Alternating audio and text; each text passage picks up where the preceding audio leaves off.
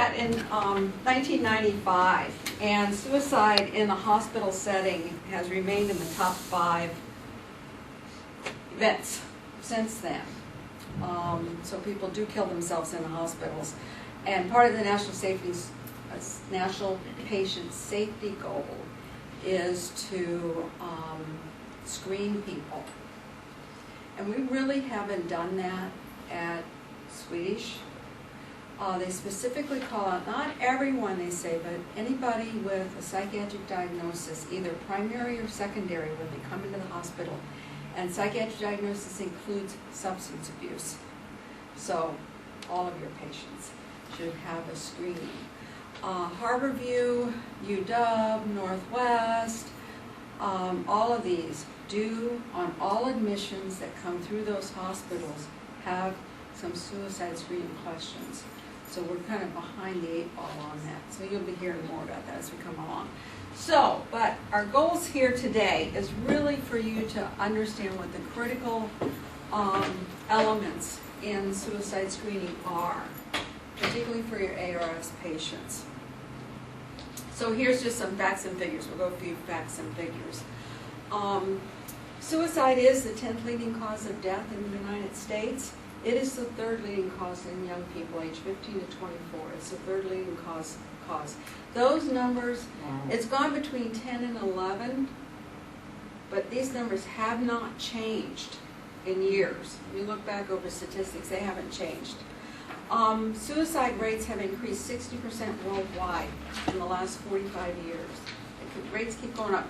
Anybody hear the news the last few weeks? Have we had any suicides in the news? Yes, we've had a number of suicides in the news of high-profile people. So they're going up. And you can look on this chart and see, this is 2000.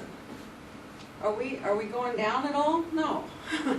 We're continuing to go up in those rates. Gender and age, some statistics here. You can read those statistics. The thing that really caught my eye on here was, this is from 2000 to 2009. The figures are fairly flat. These grids are pretty flat, except for this one that's going up. And I thought that was kind of interesting. And when I looked to see what it is, it's hard to see up here. It's the 45 to 64-year-old age group. We've spent a lot of time and a lot of energy in the United States particularly, and I think worldwide, in reducing this rate. See how it's gone down? The highest biggest rate is Caucasian men over the age of 65, over the age of 85, okay? Those rates have always been high.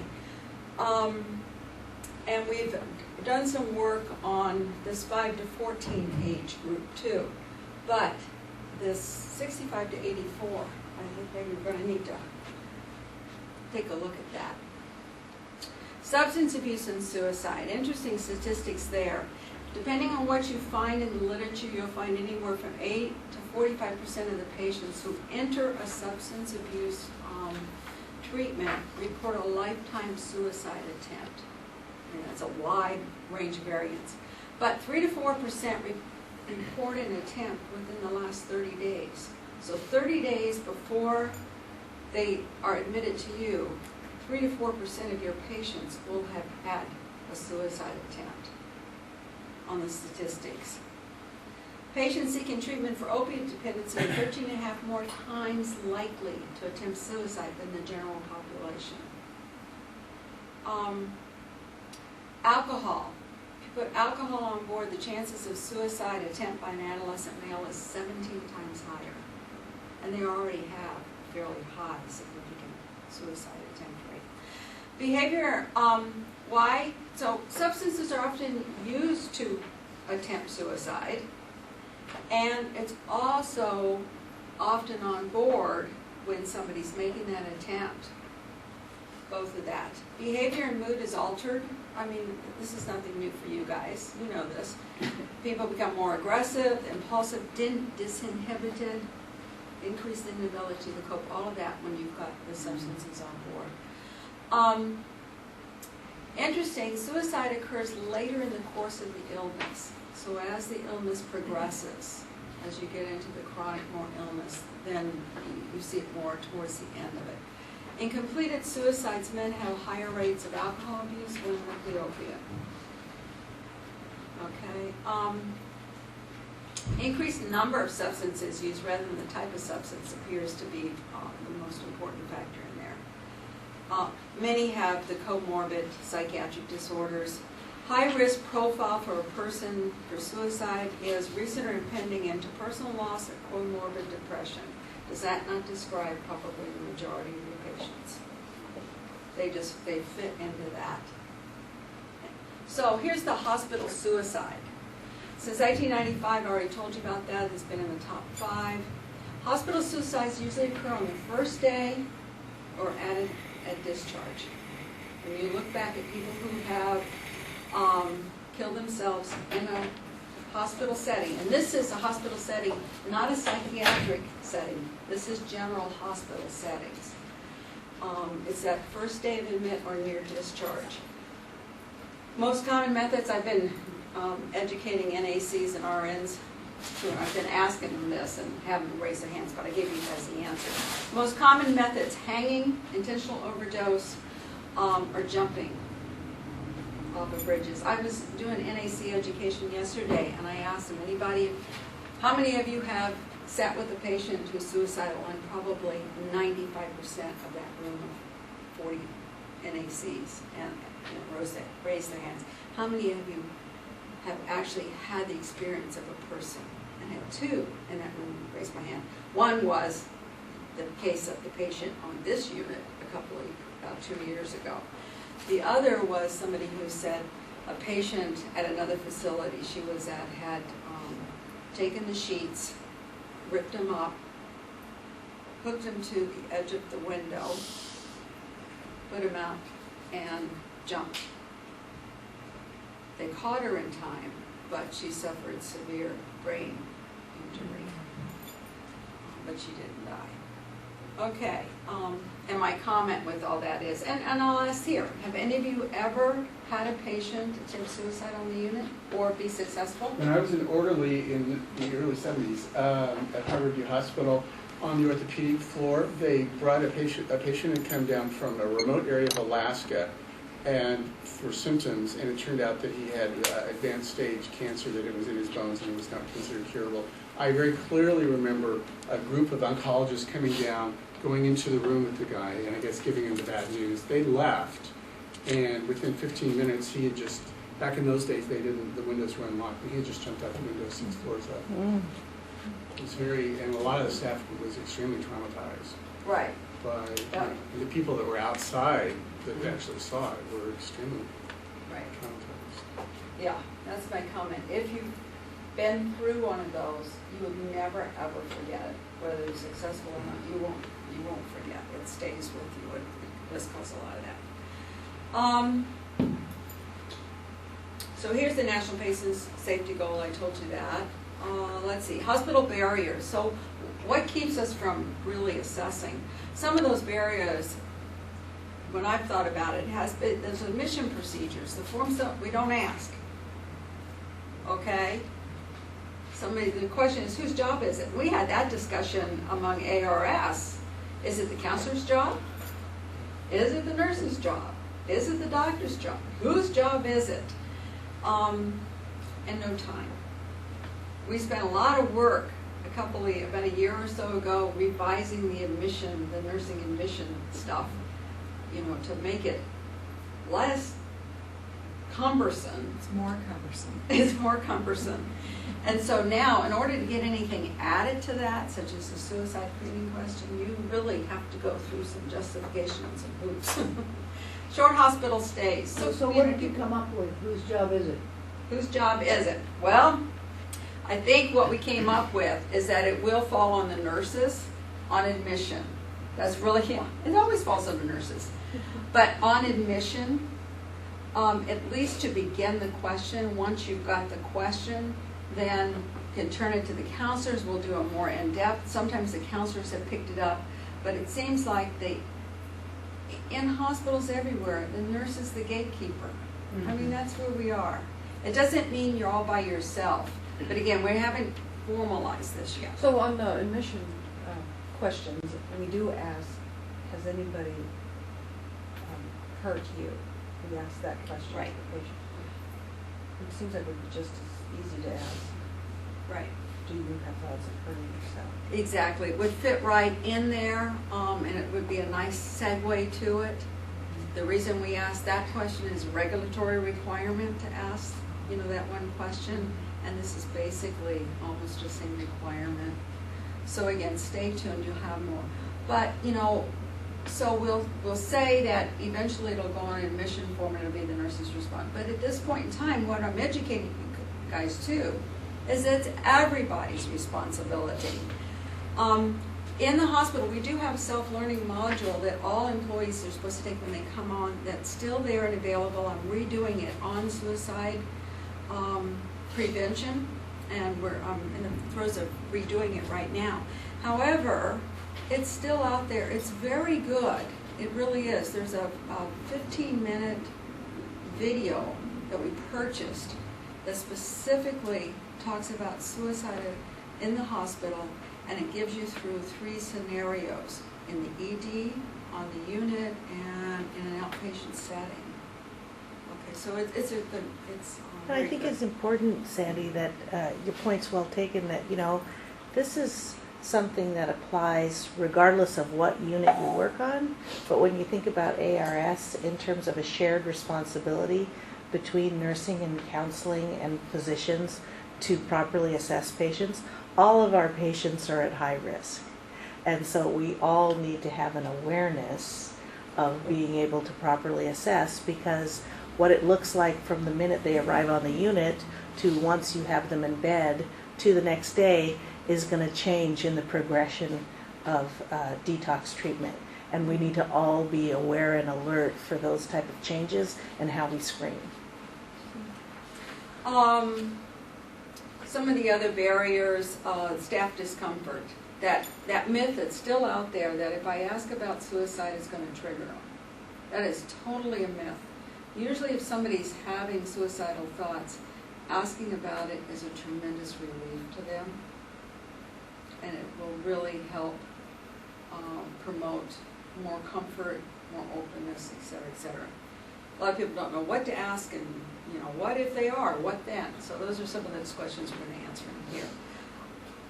Again though, I just want to say one of the phrases that we use to just kind of get that information that really makes it a little bit more palatable for a lot of patients is that, we always ask about anxiety or depression, which everybody has no problem talking about, but we always say, have you ever been so depressed that you felt like hurting yourself, or someone else, or whatever the case may be, and have you felt that way recently?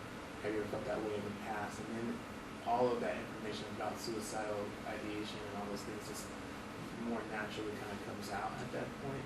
right, so I think what, the beauty of this unit is you have the counselors, and they do ask these questions, and they get to there.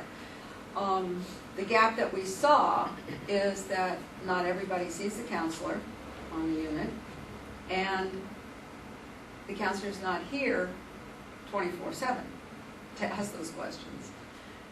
So yeah, and we'll get into talking about how you ask those questions, and that's a great segue in terms of how do you introduce it, how do you ask the question. You don't just go out and say, have you ever been suicidal? There's a finesse to asking too. But again, assessing the risk for their behavior isn't the same that's going to predict. Yeah, hold on. We can't I'll call predict. you right back.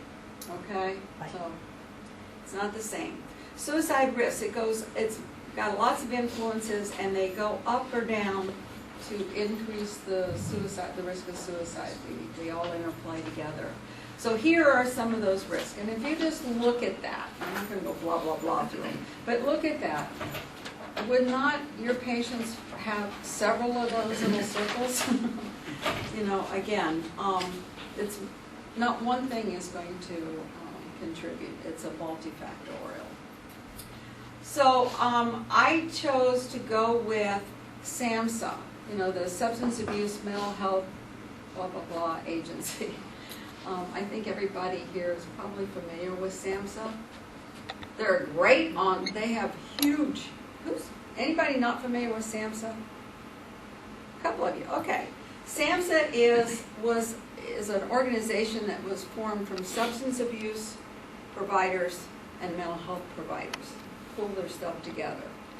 And they do a lot of great work. They have a wonderful website with huge amount of information and materials and education and resources out there. So I encourage you to check with that. But they have a suicide assessment 5-step evaluation and triage, and they have brochures, et cetera, with that. And it might be worth us to look into getting a package of brochures for you guys. But they have 5 steps in here, and so we're going to go with that model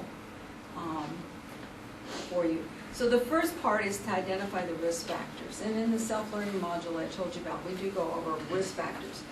In the policy, Swedish policy, there's risk factors, protective factors there. You'll find all sorts of lists. You can go to all sorts of literature and find lists of protective and risk factors. And as you can see, there's quite a bit. So it says, as you're looking at identifying the risk factors, there's many, all of these are risk factors. You get more than one. The more you get, the higher the risk goes up. The 4 highlighted ones are really the top ones that SAMHSA has identified. But again, as you look down this list, you can find most of your patients have several of these. So very, very important is that previous or recent suicide attempt or deliberate self-harm is an enormous risk factor. The access to lethal methods. Mood disorders, substance abuse, there you are. Family history of suicide or psychiatric illness, very interesting. I came across stuff quite a while ago, and I didn't check to see if it's still true, but I bet it is that if you had a parent, if you were 5 or under, and you had a parent who committed suicide, and somewhere you were 5 years old or under, the risk of you committing suicide or attempting suicide is enormous. And I thought it was interesting. I don't usually think of, when you're that young, but it makes a huge impact. Diagnosis of delirium or dementia. So, when you get your patient on CWA and they get to the point where, we've got those very, very difficult delirium patients that you guys have had, you think, why do you suppose delirium and dementia comes out to a risk factor? Why would that be? Any guesses? Are they thinking clearly? Are they able to process information? Is their brain really thinking very clearly? It's the same thing with psychosis. If I have a patient on a unit who is very psychotic and they tell me, well, yeah, there's some voice telling me I'm not worthless. I'm just worthless. I just ought to kill myself. My bells and whistles go off.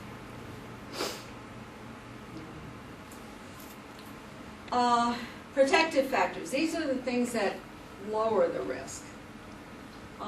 Effective mental health care. That positive therapeutic relationship.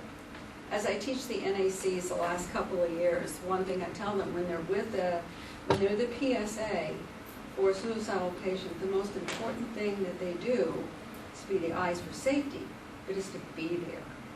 Just being there for the patient is a huge, huge thing. Having somebody that's right there for them and can connect with them. The other thing is that reality testing ability. So like the psychotic person, the delirium person, who says, they're out to get me, et cetera, to be able to say, you're safe here. Feels like that, but you're safe here. Our job is to keep you safe. And a suicidal patient to say to them, my job is to keep you safe. It takes a tremendous amount of energy for somebody who is suicidal to keep that contained. It's an extreme, difficult thing for them to do. And so, just telling them that helps a lot. Connectedness. People, if they're connected. Your CUPS patients have a pregnancy. So, the one that's looking forward to that baby, they're here, they want, et cetera, that's a real protective risk factor. The ones who could care less, who don't want that baby, you begin to to worry about them maybe. Spirituality, cultural values, I think that's important, but it's also important to know what they are, because, you know, there are some spiritual groups and everything who may support suicide. You know, we used to think of it just as being, you know, the old traditional one is it's a sin, so people aren't going to, and you hear that. Literally, patients will tell you that, and you hear that, but there's that other end of it too. So what is a risk assessment? It's a clinical judgment. You're going to collect a lot of information. So it's clinical judgment that says, okay, based on this near future, and based on all this information I've weighed, these risk and protective factors, I think there's a high risk of a likelihood here. But it's a judgment. But it isn't just a guess. It's carried out systematic, disciplined, you know, it's a reasoned inductive process. Now, over years of practice, if you've done this through years of practice, you get almost a sense of intuition. But it really isn't. It is your experience, your clinical judgment, and all the facts you've been given that leads you to that. So risk factors indicate the individuals at a heightened risk for suicide. This is applicable to groups, all those risk factors. Warning signs are those things that are really specific to a particular patient. They indicate an immediate risk of suicide applicable to an individual. So here's warning signs. You see any of these things, your flag should go sky high. I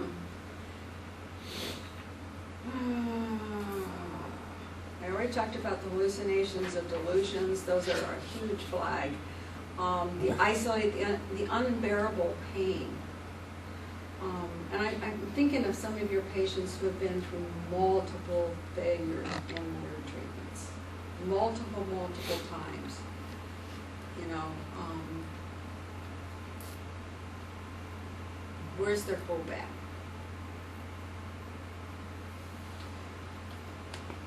Warning signs, behavioral expressions, reckless behavior, giving away prized possessions. Actually, there was something I read, came through some email, mass email thing I get, about Facebook now has, I don't know if anybody knows this, I didn't know about it, but Facebook has a link on there. If you are having feelings of suicide, you can hit that link and it goes into reporting and you have access to information. But they're saying that there was an article about in a couple of recent actual suicides, when they went back and they looked at things, they found that people had posted emails to friends, warning signs, these kinds of things. That in this day and age, the social media is a communication tool that we had never had before. So Facebook has identified this and has put a link in there. Okay. You guys can read them. Okay, triggering events. These are those things, events that could trigger. So, loss of social support, loss of identity, meaning the independence, loss of independence, autonomy, functioning, acute psychiatric symptoms, date of a significant past interpersonal loss, anniversary times. You've got a patient whose mother died a year ago and they're here, they're hopeless, they're depressed, whatever.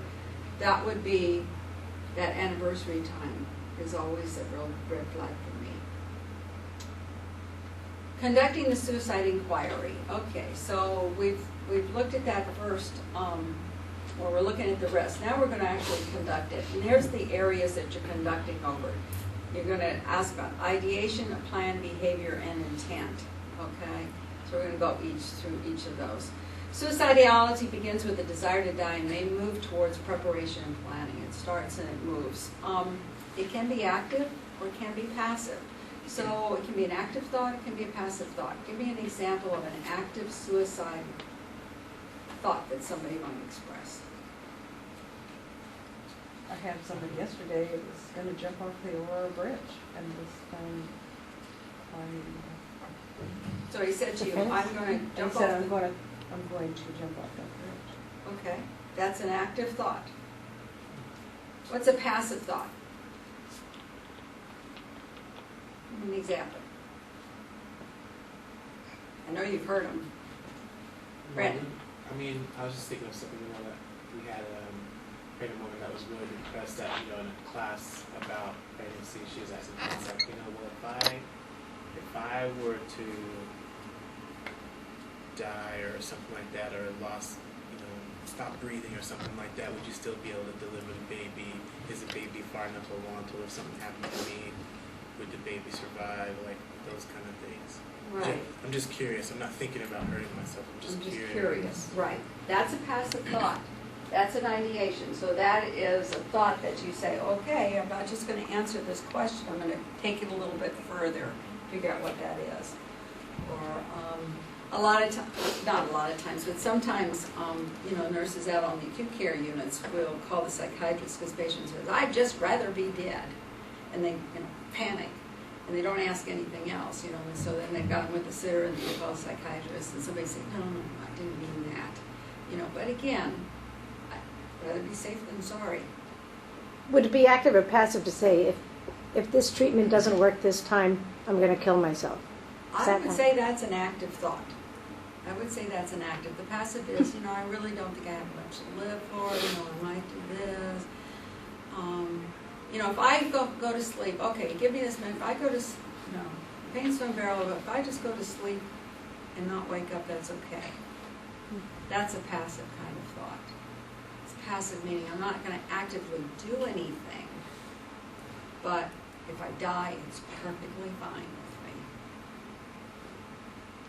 Assessing begins by asking questions.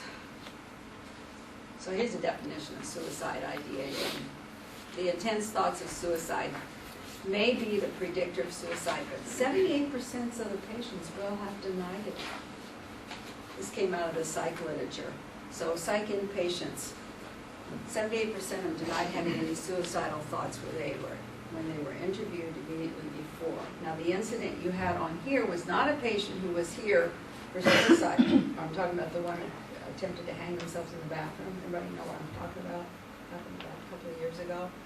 But that person had been seen by the psychiatrist for an evaluation just a very short time before this, and it wasn't there. Aren't some of them experienced with this so they would never own up to it because otherwise they'll be watched so much more carefully? Sometimes you have that. Again, that's why you need to know those protective and risk factors. You can't, and you know, in the olden days, we used to have suicide contracts. So if you thought, you'd say, okay, when you agree to come here, you're okay. Well, we really are discouraging people from using suicide contracts. The beauty of a suicide contract, a suicide protection contract, is that the patient assumes responsibility for some behaviors and controlling and telling staff they have the thoughts, et cetera, but it gives you also this false sense that it's okay because they've said they're not going to hurt themselves. So you have to weigh that. Asking the questions. So don't be afraid to ask the questions. They often will not volunteer information, but if the bells are going off, you know the risk factors, ask the questions. People who are overwhelmed, contemplating suicide, just that in itself makes it very hard to have a conversation. It's like having a little thing in your head ongoing. It's hard to do that. I talked about the passive and the active, so there's a couple more sentences. Ask in a clear and straightforward manner, are you having thoughts of harming yourself? Have you ever had thoughts of harming yourself?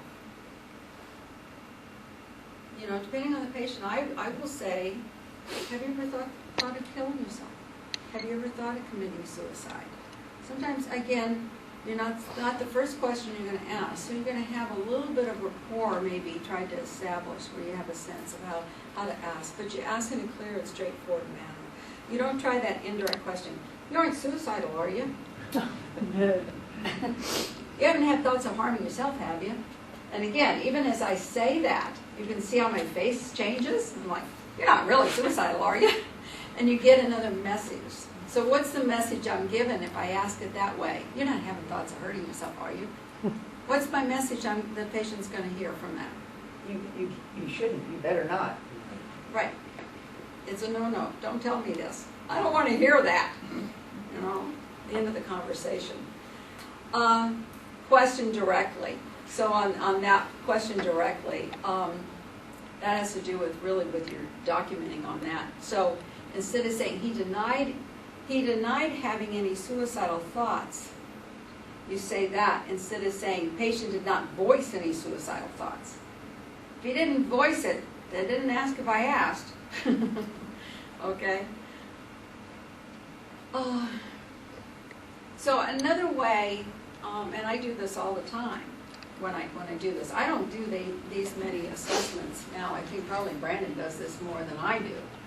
And you get a little rusty when you haven't done it for a while.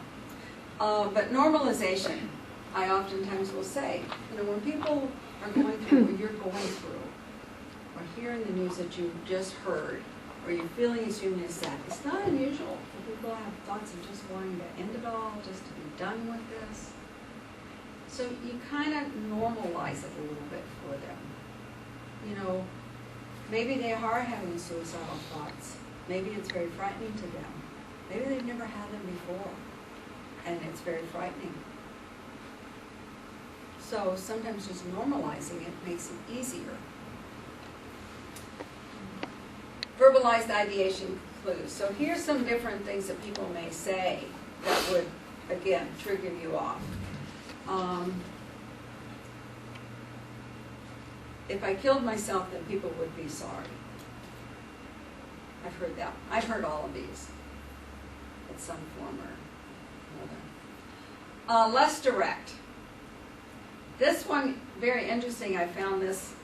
This is actually from one of Dr. Wagray, the consultant psychiatrist, his slides that he did. I grabbed it from his slides. Because I had never heard that first one. I think I'm going to have to eat my gun. To me, that would have been that would have gone right over my head.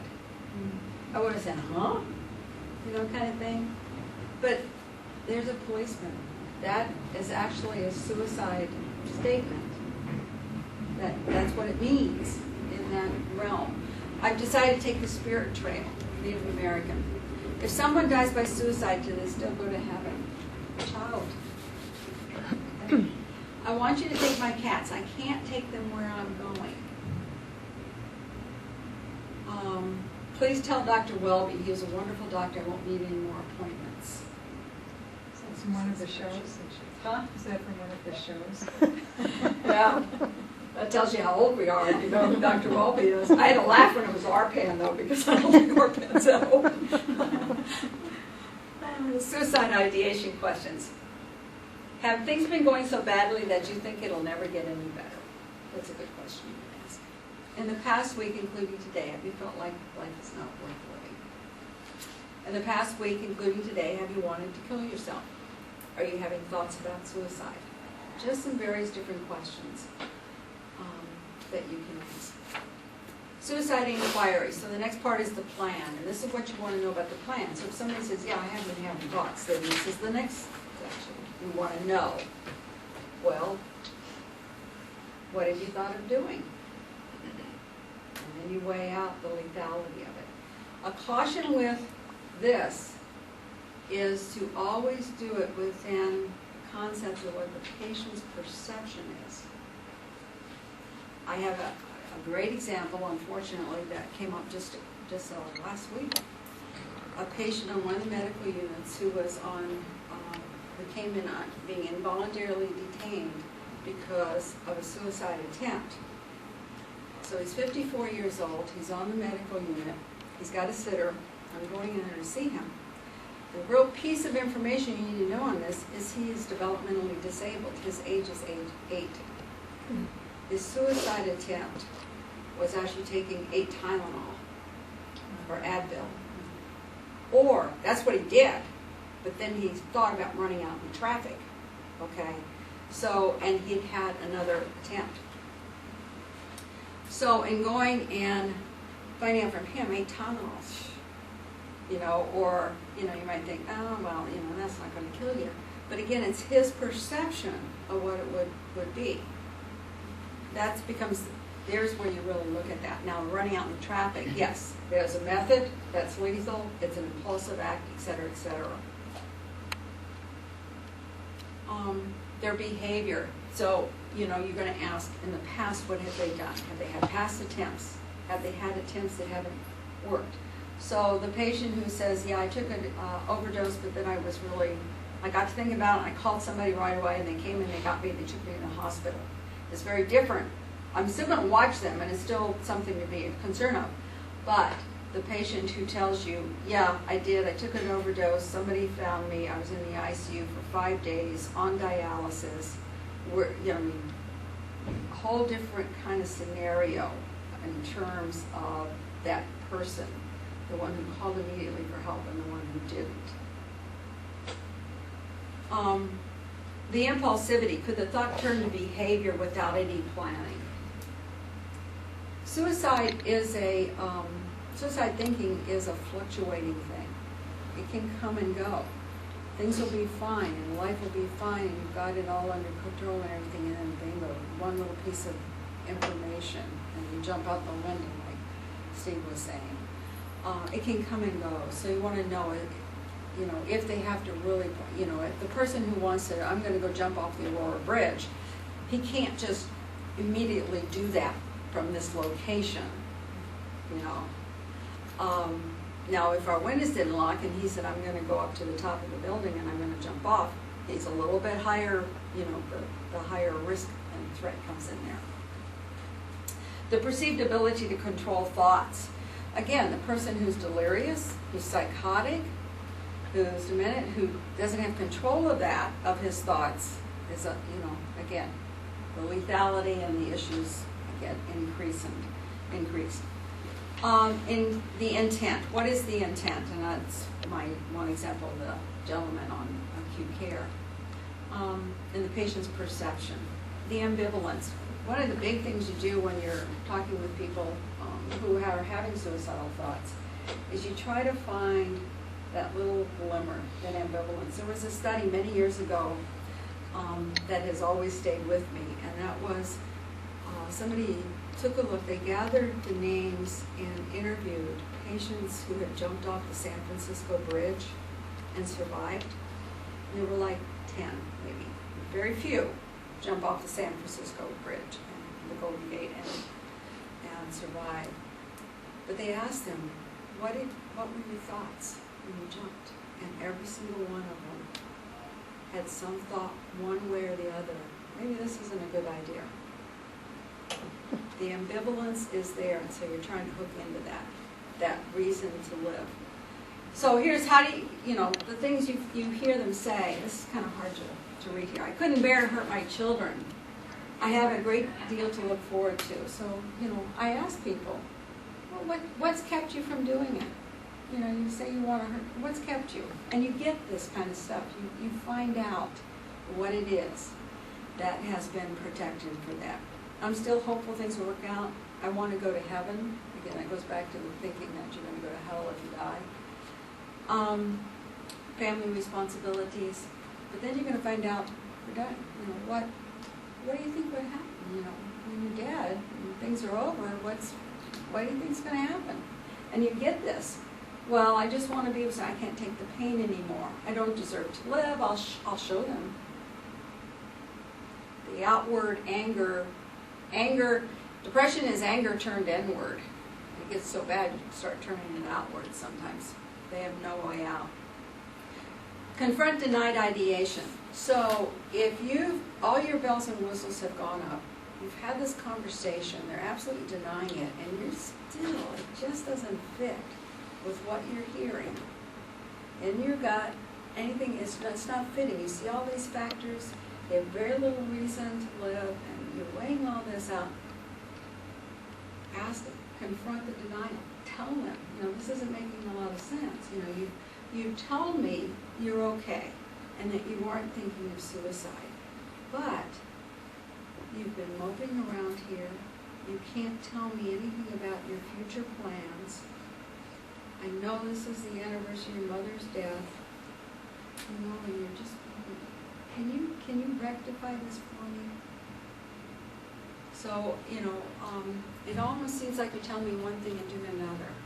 Help me make some sense out of that. So again, follow your gut reaction. Follow those little bells and whistles that are going off on you. So determine the risk level. Again, it's a clinical judgment in here. You use all that data. Get your colleagues out there. If you're the nurse, go find the counselor.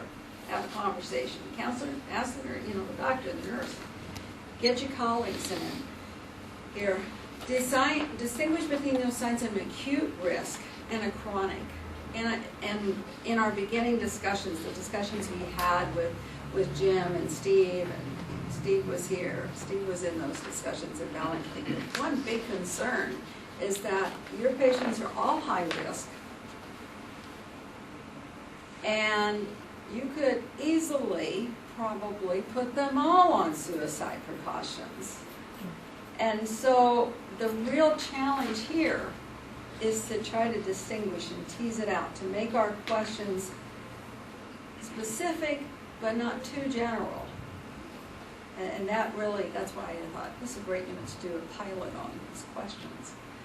Well, one thing though is there's a strong desire to live, or they wouldn't be coming to detox in the first place, or they've been threatened. I mean, there's other reasons. And I just constantly just reaffirm the fact that they took the courage to come. I think to plug into their hope that I know they got it. Right. That is excellent. That's exactly what should be happening, that you do that and just refocus them back on the positive and the hope and back on that. Again, knowing all the risk, keep them in mind, because anything can tip the balance at any point in time. Activate a plan, we've talked about that. Suicide precautions. So here's our plan. This is our suicide precautions. It's Swedish. Any and every concern, you have to follow it. Again, better safe than sorry. If you really feel that and you've had, checked some things out, go ahead and get that PSA. Yeah, it's a hassle, and nobody likes the PSAs. The administration won't. But get it, and then we put the process in for that. Let's see. Any concerns you discuss? Maybe there's still a concern, so maybe it's more frequent rounding. Instead of every 1 hour rounding, maybe we need to check on that patient a little bit more often. Okay, get them settled in a little bit. Asking for the psychiatric consults, or getting the counselor or the ED social worker to come up. If the counselors are here and can spend more time and do an assessment, or the ED social workers can, psychiatrists. We have standards. I did give you the handout. One side is the suicide precautions. The RN. On one side is the RN checklist. These are online, attached to the standards. So it goes through the things there of what we do. Do I have it on this one? Some of it. And the patient safety role expectation. I want to highlight that safety, the PSA one. Again, I've been doing these NAC's education, so this year I've been asking every single group.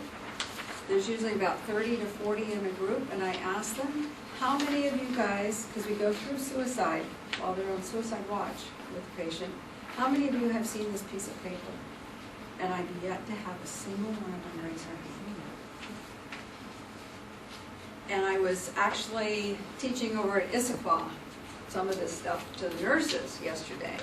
And they said, well, we never saw that. We've never seen that. I said, it's been online, it's been in the policy for at least 3 years. So again, and when I make my rounds around the units, and if there's a suicidal patient somewhere on campuses, I usually try to get there and check in with the nurses, and I always go talk to the PSAs.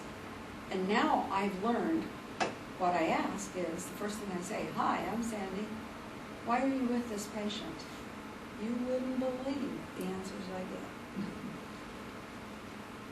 Oh, well, they're a fall risk. Oh, well, I'm watching for epilepsy. When in fact, they're there because the patient is suicidal. And the PS doesn't know.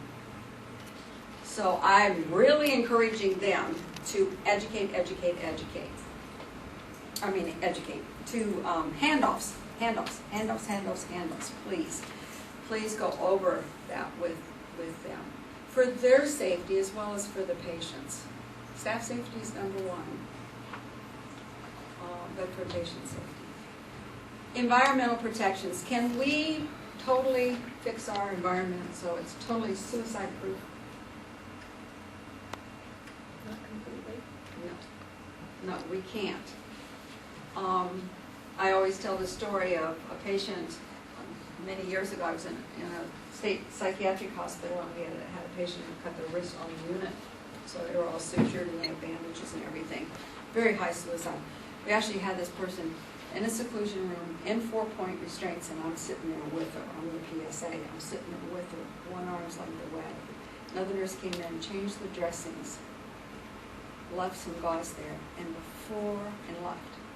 And I'm just, I'm sitting there, watched all that, and talking to her. And before I could blink an eye, she grabbed that roll of gauze and she shoved it down her throat. She had enough, all those restraints, unless you're really tied down, we want some movement there. Every precaution we had. Fortunately, we could, still rescue her, but it was quite a lesson for me. So, checking the environment belongings, removing any potential harmful items. Disposable food and fluid meal items, we are going to be developing a safety tray. I'm meeting with dietary next week, so we have something. It'll actually be a menu drop down. So if you have a patient on suicide precautions and you go and you enter your diet order, it'll say safety tray will be a choice that you put down. So that way, if they go in PO and the diet goes off, the safety tray stays there. What we found out was in the gaps was that if the diet changed, then you had to keep telling the kitchen to bring the disposables, on and on.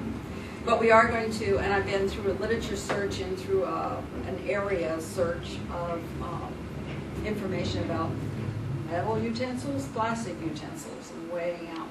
So you'll be hearing more about that. Decluttering the room. Again, there's a lot of energy going on. So getting rid of things in the room, securing the belongings. We like purple gowns on these patients, mainly as another visual to us. So if the patient does decide to bolt, they're a little bit known. Visitors checking in with staff first. Again, you have a lot of protections in terms of that kind of stuff here. If they have to leave to go to x-ray or they have to go to a procedure, they should have 2 people with them, transported in the PSA. Don't ever send a PSA by themselves off to with a suicidal patient. Handoffs, consistent sharing all the information, elevated awareness, increased engagement, and closer supervision if they experience disturbing news or disappointing events. When's the most frequent time of suicide in the hospital? I told you at the beginning of this talk. The beginning and the discharge, the day of admission and the discharge. Discharge times becomes a very important time. Not too long ago, one of the nurses talked with me about one of your patients who was right at the discharge time, and then the discharge plan fell through, and she was so devastated with it. Your documentation is very important. There is a care plan. Depression, self-harm is your care plan in there for that. Intervention and patient's response, unexpected are included in the shift summary note. The counselor notes have these. Discharge time, very important. All patients should, if we have determined a suicide risk, they should be getting this. There is a suicide prevention and crisis plan, and that's been there for I don't know how long, because it was done before I ever came into this role. And phone numbers and appointments for follow-up. Okay? Even if, say, they were on suicide precautions, that was clear, they were treated, they're thinking they're fine, everything, at time of discharge, they're still supposed to get these things. Again, why do you suppose that is? Hospital can actually be thought of as a slightly sheltering environment, and then once a person leaves and has to go back to their real life, even with good planning, sometimes that can be Right. It's a fluctuating thing. That's a summary back on the Also, if they're thing. feeling better, they've got more energy to commit suicide. Very good point. Thank you for bringing that one up. Yes. People who are depressed, we start them on medications, and it's when that energy starts going up, that's when we start really worrying about the suicide. You think they're getting better, but you also want to do your reassessment of suicide for those patients. And psych, we reassess those very highly. Because when you're very, very depressed, you don't have energy to do anything. As you get your energy up, that's when it happens. Questions? I wanted to know, just in terms of at the beginning of it, you said that you guys were kind of developing something to put together. So we had a suicidal patient on the ARS that ended up being a psych admit over there.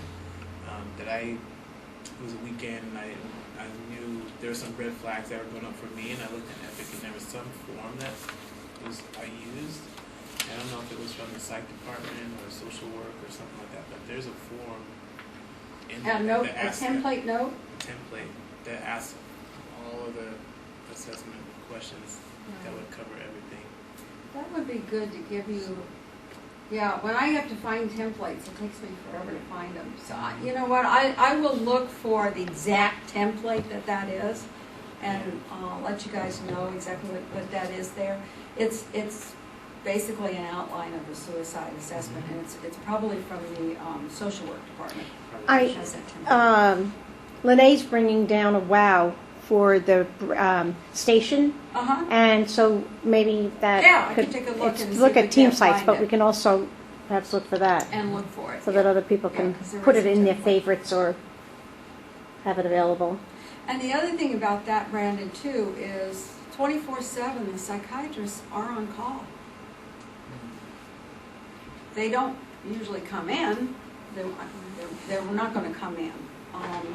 But the doctors can call them. You could call them. The doctors can call them. If you want a psych consult, it takes a doc-to-doc conversation. But 24/7, 2 a.m. in the morning, you get a patient, you have a lot of concerns about this, and about medicating them maybe, or what are we going to do and everything, and you've exhausted your other resources and everything. You can suggest to the admitting doctor that you're calling to for orders, you know, a psych consult in the morning, or can we run this by the psychiatrist? So they are available 24/7. Mm-hmm. I'd just like to remind nursing staff that when you're doing suicide precautions, being careful about shutting the bathroom door. Patients who are really wanting to kill themselves can and have successfully hung themselves from just the grab bars. They're only like less than 2 feet from the, Right. so that they can do it. Yeah, they can do it. Again, we can't predict everything, but again, patients and PSAs are taught this, the NACs are taught this. When you're with a patient on suicide watch and they want to go to the bathroom, the door stays open, you watch them. If it's male, female, and it's uncomfortable for either the PSA or for the patient, you just ask another nurse or somebody else to come and do that, period. And so you break each other for that. The other thing I really highly encourage is when you do have a PSA with a patient, that you give them more frequent breaks. To sit with a patient who's suicidal or who's in 4-point restraints yelling for 12 hours is almost inhuman, I think. And you can't keep your alertness. You just can't. That's very difficult. So give them more frequent breaks. If you're the nurse and you've got the PSA assigned, consider, instead of finding somebody else to break them for the 30 minutes, you take that. You do the job. Get somebody else to watch your patients. That gives you a good 30 minutes to spend with that patient, to do your assessment, to be engaged, to do all of that. I always encourage that. Thank you. Any other questions?